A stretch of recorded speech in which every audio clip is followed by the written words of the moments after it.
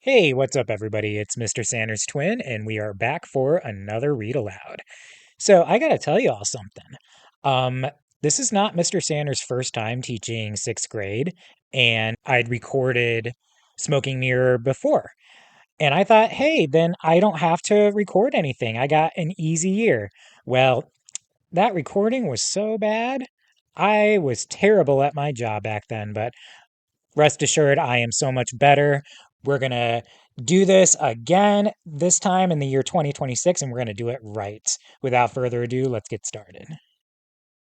Chapter 5. Racing alongside her brother, their grandmother as a jaguar before them, guiding them. The smell of open spaces, the feel of the moon on her muzzle, the taste of fresh blood on her tongue. The jaguar circling them, drawing them down on all fours. The human girl inside falling further away as the wolf self comes more fully forward. Seeing the invisible skeins that connect rock, root, and claw, the ties that make human friendships pale in comparison. The jaguar had turned to look at them, her eyes almost human. Then she had turned and run into the mountains. They had watched her disappear into the pre dawn dark. Carol awakened to loud sobs. She felt her own cheeks. They were dry.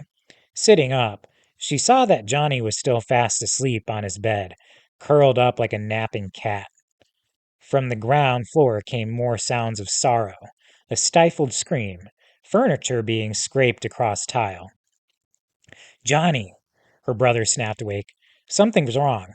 People are crying and freaking out downstairs. He shook his head as if to clear a few cobwebs, and they descended together. They found their aunts and cousin in their grandmother's room. Elga Baron de Quintero lay cold and lifeless on the bed, her body more emaciated than ever, as if some essential part of her had left forever.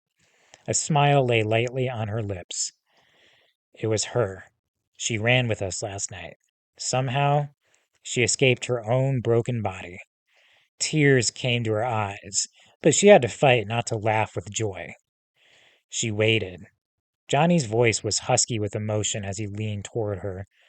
She could have been free years ago, but she waited, for us, to make sure we knew. They went to their family, then, trying to console them in a grief they didn't share. What a burden she carried, and now it's ours too. Hours later, when Uncle Carlos, his wife, and the other relations had arrived, Andrea handed Stephanie the keys to her car. I know it's tough, but you've got finals tomorrow, and we can't afford for you to ruin your last year at prep school. Drive back to Monterey. Pack me some nice things in my black dress. You know the one. After your exams, drive back. We'll have made all the arrangements by then. The funeral should be on Wednesday or Thursday. Kara placed her hand gently on her aunt's back. Andrea, can we go with her? We didn't bring many of our clothes with us, and we'll need more. We can also help her pack and stuff so she can focus on her studies. Andrea's face was conflicted for a moment, but Carol put on her most mature expression and waited. After a few seconds, her aunt gave in. You sure you two will be all right? Lupita will be by to clean tomorrow afternoon. I'll call her and ask her to cook for you while she's at the apartment. I'll get my downstairs neighbor Susanna to check in on you too. She's actually relieved. What she doesn't need right now is a pair of preteens underfoot when she's trying to deal with all this tragedy. Thanks, Aunt Andrea. We'll behave ourselves, promise. It'll also give us some time to digest all this. Andrea hugged her tightly. Oh, baby, I know this must be hard for you, losing your grandmother so soon after. Andrea concluded the sentence with kisses. All right, let's answer that first question. What is the twins' plans for getting to the caves? You'll find clues to this question in this paragraph right here. Carol placed her hand gently on her aunt's back. Andrea, can we go with her? We didn't bring many of our clothes with us and we'll need more. We can also help her pack and stuff so she can focus on her studies. So, how are they kind of able to hitch a ride? If you'd like a sentence starter, you can use their plan for getting to the caves is blank. All right, let's continue. It was impossible to suggest to Stefani that they stop at the caves on the way back. The 18-year-old wasn't as devastated by her grandmother's passing as some of the other family members, but she was somber and focused as she drove through the desolate landscape, listening to loud, growly alternative music. An apparent frivolity, like exploring the wide expanse of ancient grottos, was not going to fly. Let's wait till she's in school tomorrow and take a taxi, Johnny texted Carol. Okay, good idea. Wait, do you have money? She texted back. No, but I saw where Andrea keeps stash. We can borrow some. Would it kill you to punctuate? Really? That's what you're concerned about? I'd be more worried about why you turn into a wolf and not a jaguar. Maybe you're defective. She punched him, but it was strange. Pulling out her mother's diary, she read the rest of the entries carefully. One passage in particular caught her eye. Thank God I've got mom to talk about this. Eventually, if I have kids, one of them will be like us, and then the three of us can share the secret together. Unless I have twins. Mom says that hardly happens. She says there haven't been twins shapeshifters in centuries. She handed the diary to Johnny, pointing out the paragraph. His eyes grew wide. See, there's something about us, and maybe Mom's disappearance is related to it. Hopefully. We need to be ready for anything, though.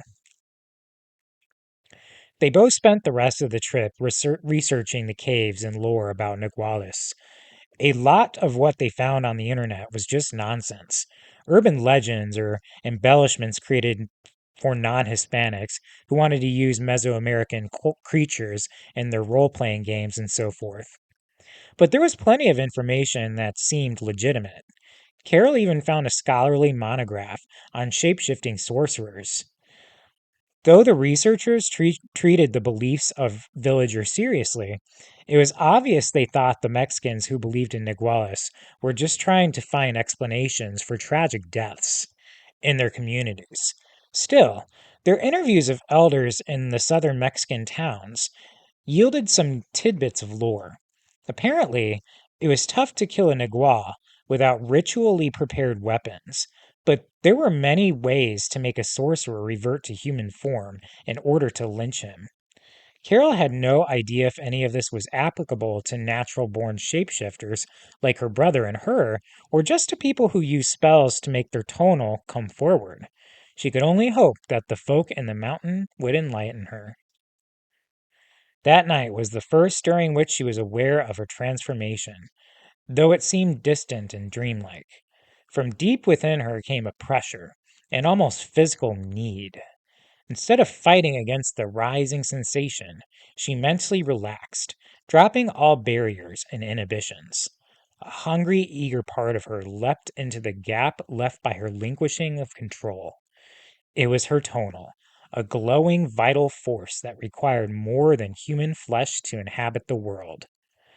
It hooked itself deeply and molded her, like masterful fingers pulling at clay.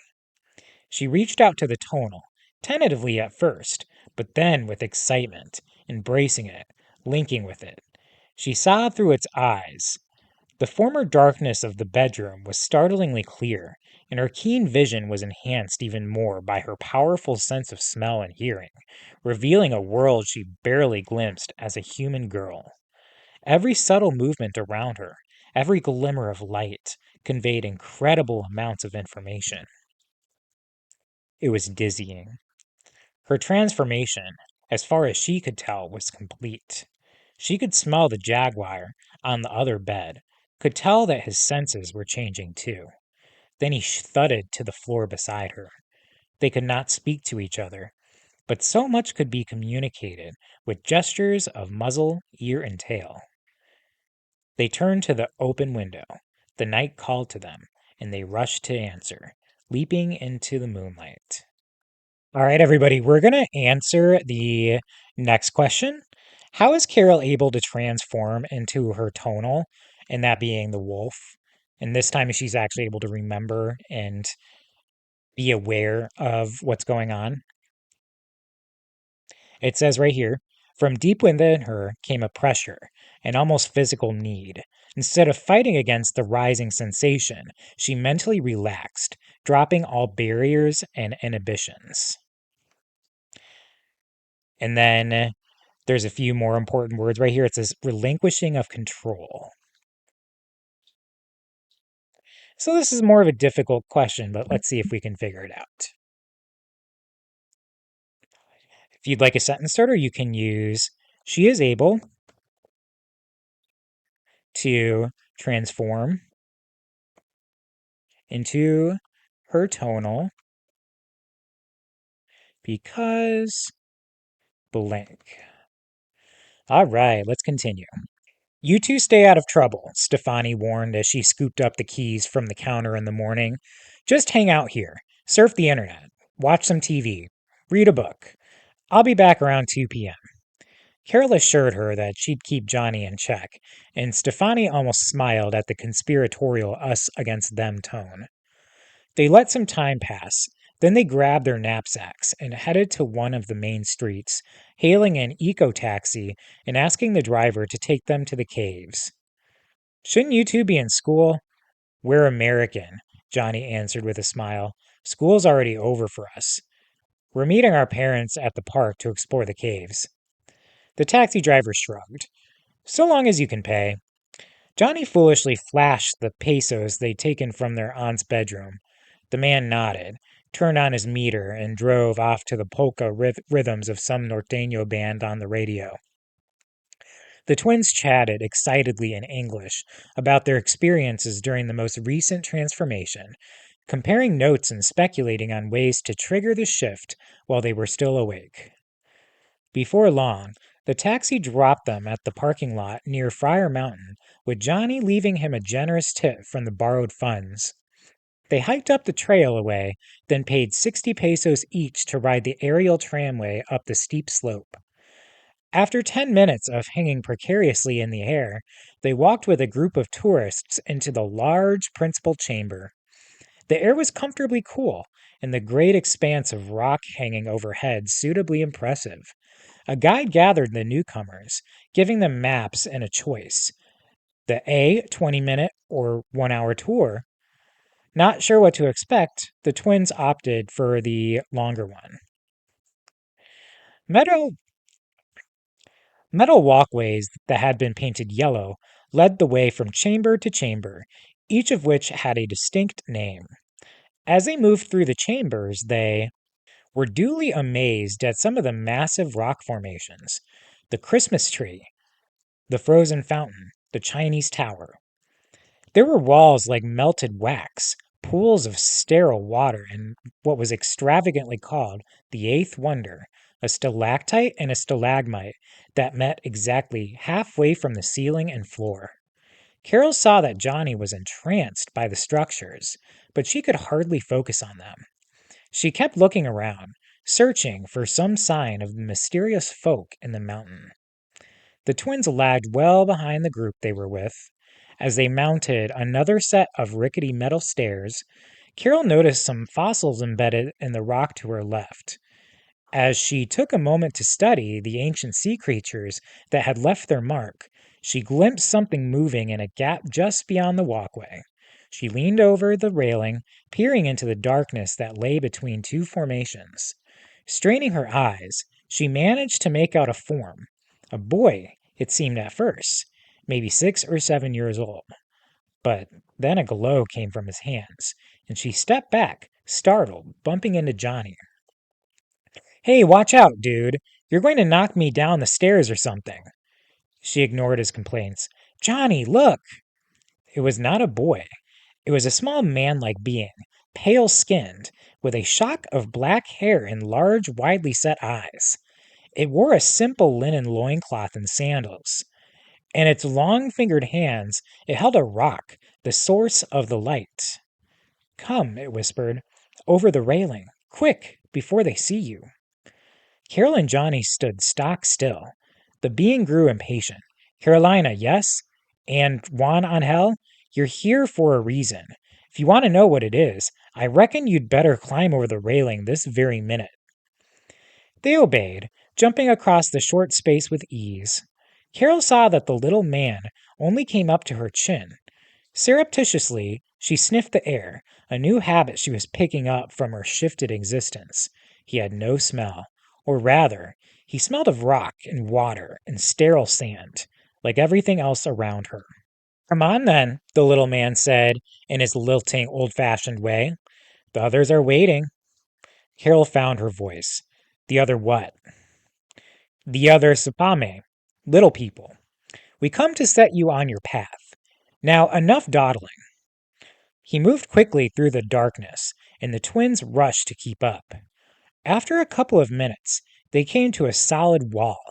He placed his hand on a particular spot, chanting strangely in some language Carol had never heard. A section of the wall faded, and the three of them stepped into a dimly lit chamber that was not on the tour map. It was full of Sapame. Some were a little taller than their guide, others shorter. The males wore loincloths or breeches, the females linen robes. Most of them were adorned with bracelets and necklaces of feather, bone, metal, and jewels. They stood in a semicircle around a large polished disk of black stone. The distant stalactites reflected darkly in its surface. Your elves. Johnny's voice was tinged with wonder. We're Zapame, and no doubt about that. Their guide seemed a little offended, but mostly amused. Little people. Older children of the feathered ones.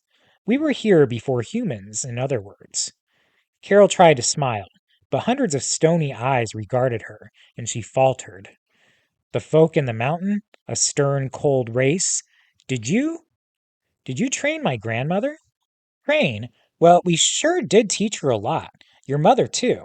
Though there's some as thinks that there was a big mistake, all things considered. They call me Pingo. I am pretty much the youngest here. They chose me to guide you and to be their voice because I can speak English. Most of these older fellows have barely gotten used to Spanish. Many of them still think Nahuatl is too newfangled. Zapame live a horribly long time. All right, let's go ahead and answer that next question. How does Pingo know their mother and grandmother? You'll find what you're looking for in this paragraph right here. And a little bit of this one too. Did you train my grandmother? Train? Well, we sure did teach her a lot. Your mother too. If you'd like a sentence starter, you can use he knows them.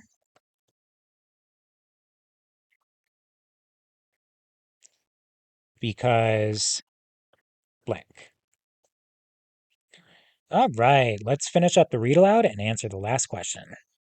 Johnny's hands clenched and unclenched with nervous energy. Pingo, our mother disappeared 6 months ago. I thought she was dead. My father thought she left on purpose.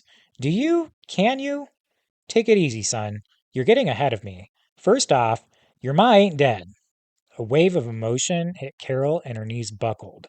Two females of Pame stepped forward and grabbed her elbows before she fell. She's alive. Thank God. Johnny was wrong. She's been taken, abducted by dark forces, and dragged down to Mictlan, the underworld. What? Carol knew what Mictlan was, one of the possible destinations for the dead in the Aztec region. Her mind boggled. Wait, it's real? There's an actual Aztec land of the dead? Johnny seemed to just brush aside the impossibility of what they were hearing. But why? Why would anyone want to kidnap her? Pingo lowered his eyes for a second and then glanced back up, his expression somber. Because of you two. Because of what you are. Carol took a deep breath, steadying herself. Shapeshifters. But so is she. Not just shapeshifters, twin Naguales, very special. Shaking his head, Johnny grunted his disapproval. Doesn't make sense. If these dark forces wanted us, why not just kidnap us? Several of the Zapame began speaking simultaneously. Pingo nodded, gestured, and muttered quick replies. We don't rightly know. There are possibilities, but there's no time. You have to go after her, now. He's had her too long already. Carol's heart felt as if it might explode any moment. Wait, you want us to travel into hell to rescue our mother? How are we supposed to do that? Pingo sneered. First, it's Mictlan, not hell, the underworld, place of shades. The dead go beyond by many paths, each one different from the next. For the living, however, only the old roads will serve. But Twin Nigualis, such must take the black road through the 9 deadly deserts. Carol thought she might throw up. Okay, quipped Johnny, that doesn't sound too good. You'll have help, I promise. There are many things we can offer you. Several Zapame approached, bearing items in their slender hands. They gave each of them a strange leather amulet from which dangled feathers, animal teeth, and bones. Johnny, your bracelet and Carol's necklace will help you get past most obstacles once you master their use. And who's going to teach us how to use them? Carol didn't ask. Another pair of little people placed a clay jar in each of their hands. Water sloshed inside them, and they were sealed with a wax plug. From a small handle on the side of each hung a leather thong. When the heat becomes unbearable and clouds of ash choke you, may this water provide some relief. 2 more Zapame strode forward. Now open your mouths if you don't mind. This is insane, Carol thought, but she complied. The little person in front of her laid a piece of red jade on her tongue. I reckon this is a lot to ask, but please swallow the jade. It'll keep your heart safe when all appears lost. I give up. She swallowed the stone. Johnny did the same. Another of the Zapame drew near, bearing a little bag full of jewels. Okay, this is where I draw the line, Johnny exclaimed. I am not going to swallow all those damn stones, Pingo. Pingo laughed. It was a harsh sound, but joyful all the same, and it reassured her. Johnny, you don't have to eat these, partner. They're gifts for Mectalukthi and Mectuwahadal, Lord and Lady of the Dead. When you reach the end of your journey, they're going to have their big bony hands outstretched for some goods. Give them the jewels, and they'll let you through. Behind him, a group of Zapame had formed a ring around the black disk. They began chanting in that ancient language Pingo had used to access the chamber. A thrumming filled the cavern, building so that it was soon vibrating Carol's bones. Smoke began to ooze from the dark mirror-like surface. Listen, Pingo said, coming closer to them. There's not much I can tell you, but know this. I'm not like the others. I was once human like you. I also lost my mother, but I never got her back. There is no worse feeling in the universe, I promise you. It almost tore me to bits. So you push ahead, no matter what. I know you're thinking this is madness, that you're not prepared. None of that matters. You have our gifts, and I pray they will serve you. But the most important gift we cannot give you, it already lies within you both. The black disk groaned. Great gouts of smoke billowed into the cavern, thick and foul. The thrumming began to shake the walls, and mineral dust showered down on them. You have to pass through the Cheabe, the sacred obsidian mirror. Pango's voice had become a shout. Be wary of the river, and look to the dog. He will scare the bejeebus out of you, but you can trust him. The Zapame herded them to the smoking mirror. Carol's soul seemed to gibber with fear, but she remembered the glow of her tonal, and she grimly set her teeth. Johnny looked at her and stretched out his hand. She took it. At the end of things, remember who you are. Pingo's face contorted as he screamed to be heard above the ghastly howl of the mirror. And don't forget, look to the dog. Then the twins stepped onto the mirror, and the world shattered. All right, let's answer that last question. Why does Pingo think their mother was kidnapped? The answer is not obvious, but there's a few clues. Make sure you're paying attention to these details. But why? Why would anyone want to kidnap her? Pingo lowered his eyes for a second and then glanced back up, his expression somber. Because of you two, because of what you are. And then he says, twin Neguales, very special. If you'd like a sentence starter, you can use, he thinks she was kidnapped because blank. All right, everybody, that is it for today's read aloud. I hope you enjoyed it, and I will see you in the next one. Until then, take care.